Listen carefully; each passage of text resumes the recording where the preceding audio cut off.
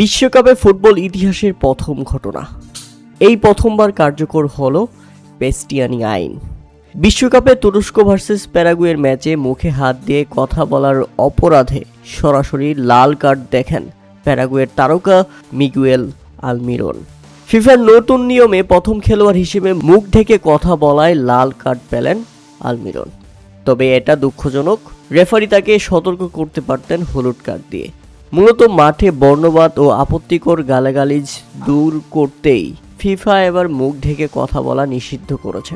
নিয়ম ভাঙার প্রথম শাস্তির মুখোমুখি হলেন আলমিরন। নতুন এই অদ্ভুত ফুটবল নিয়ম নিয়ে আপনাদের মতামত অবশ্যই আমাদের কমেন্ট করে জানাবেন।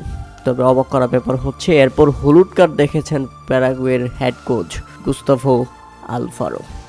বিতর্কিত এই ঘটনার ম্যাচেও রেকর্ড করেছে তুরস্কের বিপক্ষে প্যারাগুয়ে। ম্যাচের মাত্র 65 সেকেন্ডেই গোল করে বসে প্যারাগুয়ের মাতিয়াস গালারজা। এটা এবারের আসরের দ্রুততম গোল।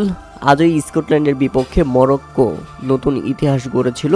মরক্কোর তারকা ফুটবলার ইসমাইল সাইবারি তিনি গোলটা করেছিলেন 71 সেকেন্ডে, আর তার সেই গোলের রেকর্ড আজকেই ভেঙে দিল প্যারাগুয়ের এই তারকা। তবে যাই হোক, আমরা জানি প্রথমার্ধে যোগ করার সময়ে লাল কার্ড দেখে 10 জন হয়ে পড়ে প্যারাগুয়ে। তবে 10 জন নিয়েও দারুণ লড়াই করেছে প্যারাগুয়ে। অপরদিকে পাল্টা আক্রমণও দারুণ লড়াই দেখিয়েছে তুরস্ক।